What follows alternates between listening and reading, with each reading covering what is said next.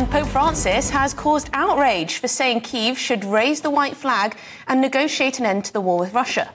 Yes, Ukrainian officials have urged the Pope to stand on the side of good, with the country's foreign minister telling the pontiff the Ukrainian flag is a yellow and blue one, with which they live, die and prevail.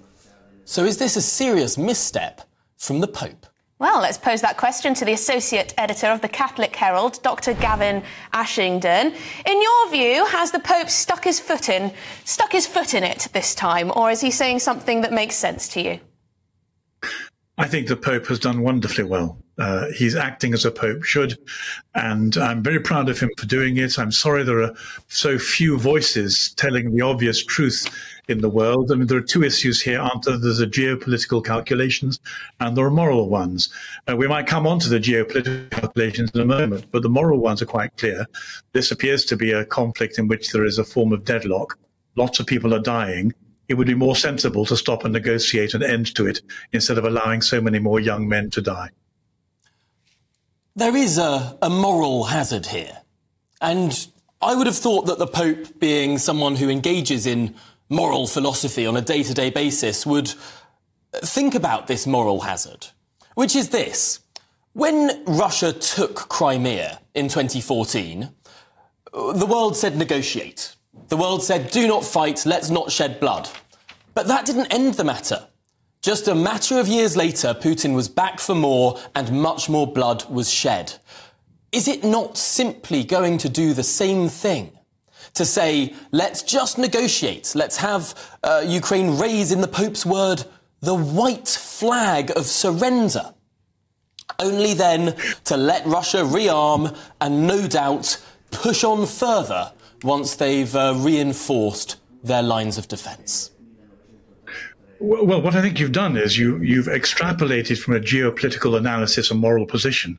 And that would be fine if your geopolitical analysis was correct. I've been following since about 2015, Dr. Professor Mearsheimer, who's an American historian, and he's been complaining that from about 2012, when NATO and Europe produced a coup in Ukraine and dislodged a pro-Russian president in favor of a pro-Western one, and then began to do exactly what they promised not to do after the fall of the wall, which was to build Western infrastructure in Ukraine. And Putin then gave, I don't mean to be a Putin apologist here, but just these are the facts. It's starting to sound a little bit like one.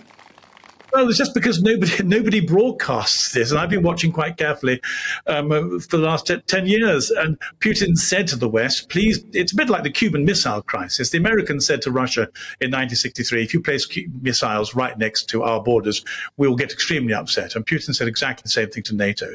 NATO went on doing it. They got chemical laboratories in Ukraine. And finally, Putin said, if you go on doing this, I'm going to resist. Now, I don't think Putin should have done it. It's been disastrous and murderous. I think this is talking about spheres of influence. We don't exist in this sort of 100-year-old parallel where great powers get to control their satellites. If Ukraine wants to be a closer ally of NATO, if Ukraine wants to join NATO, they should be free to do so, whether or not that angers Mr. Putin. Of course they should. Absolutely right. Which is why NATO and Europe shouldn't have interfered with Ukrainian elections. But leaving it to one side whose fault it is the case there's a deadlock of some kind. Neither side is winning. And as it does appear that Ukraine is being used as a proxy for putting pressure on Russia by NATO and Europe. Now, it's not going very well. The Russians aren't doing very well. The Ukrainians aren't doing very well.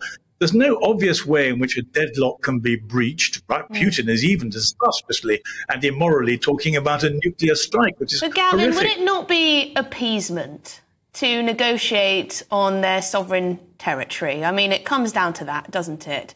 If you allow Putin to take something, he will then not stop at that point. And I think there's quite a lot of evidence to suggest that's the case. Well, the context is that Donetsk, the Russian speakers of Donetsk, have been under bombardment by Western Ukrainians for the last 10 years. So they would say they're not being appeased. They want self-defense and self-determination. Of course, many people would argue that that was the Russian proxies fighting there that have been under bombardment, given the sort of subtle invasion that occurred before the full-scale one. But Dr. Gavin Ashenden, I'm afraid we have run out of time. We must have you back because this is a really interesting conversation to have, and appreciate your forthright views on this matter.